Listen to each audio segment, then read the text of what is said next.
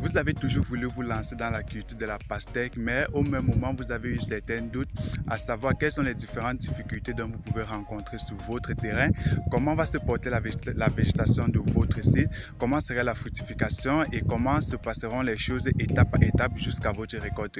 Alors, cette vidéo est la vôtre. Bienvenue sur Rich Agri Entertainment. Ici, nous parlons d'agriculture, ici, nous parlons d'élevage, ici, nous parlons d'agribusiness, tout ce qui est agriculture.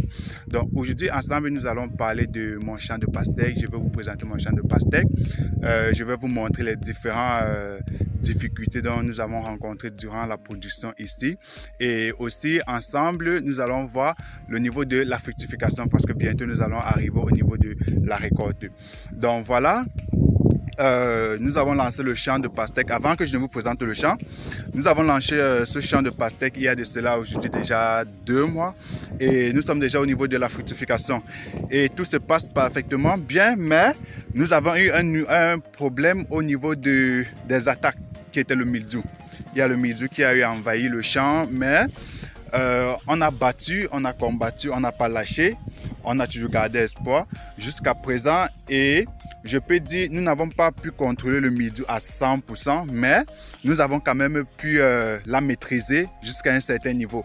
Elle n'a pas détruit le champ complètement, elle n'a pas attaqué les fruits, mais la végétation n'est pas si bonne. Par contre, nous nous rassurons à ce que cela n'affecte pas la fructification dans notre champ. Avant de se lancer dans la culture de la pastèque, il faudrait savoir que la pastèque est une culture qui se lance en saison pluvieuse. Pourquoi? Parce que la pastèque en elle-même contient 80% d'eau. Elle constitue à 80% d'eau.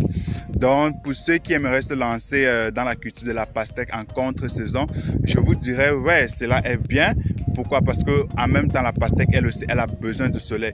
Donc, pour ceux qui se trouvent dans les zones comme dans les pays comme au Cameroun, là où en saison sèche, nous avons énormément de soleil. Si vous avez une possibilité d'irriguer votre champ, alors là, vous aurez un très bon rendement de la culture de la pastèque en contre-saison.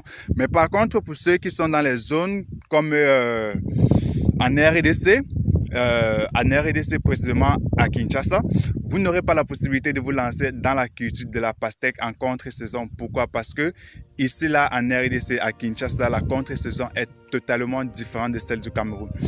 Nous savons tous que normalement, en saison sèche, nous faisons face à la sécheresse normalement, mais aussi au soleil, à la chaleur. Mais en RDC, ce n'est pas le cas. En RDC, ce que nous voyons plus en saison sèche, c'est le froid. Il fait tellement froid ici là en saison sèche et aussi il n'y a pas assez de soleil. Alors, nous savons tous à quel point est-ce qu'un froid et un manque de soleil ralentit la croissance d'une plante.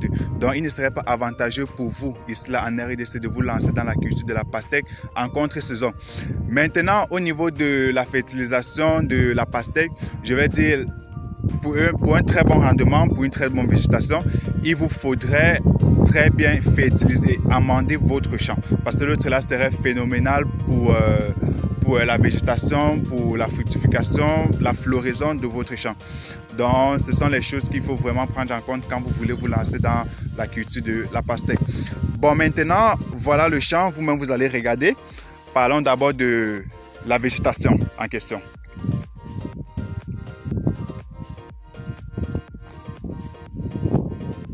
Donc voilà le champ en question. Au niveau fructification, tout est là, tout est parfait, tout est nickel.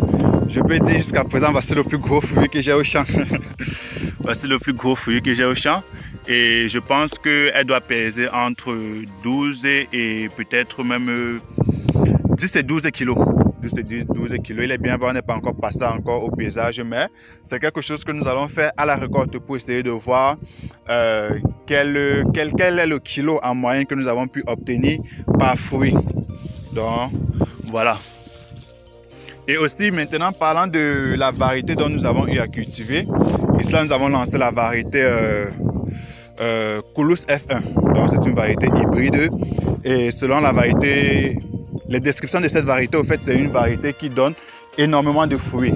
Ça donne énormément de fruits et aussi des très grosses fruits. Donc, voilà. Là, vous pouvez observer le champ. Vous allez un peu nous excuser pour les herbes et tout. C'est juste que on a juste fait 2 saclages. Donc pour le saclage, on n'a pas été assez pressé à l'intérieur. Bon, voilà. Comme je disais tantôt, nous sommes encore en train de combattre le mildiou pour qu'elle n'affecte pas nos fruits. Donc voilà. Tout est nickel, tout se passe très bien. Les fruits sont plutôt en très bonne santé, si je peux le mettre comme ça là.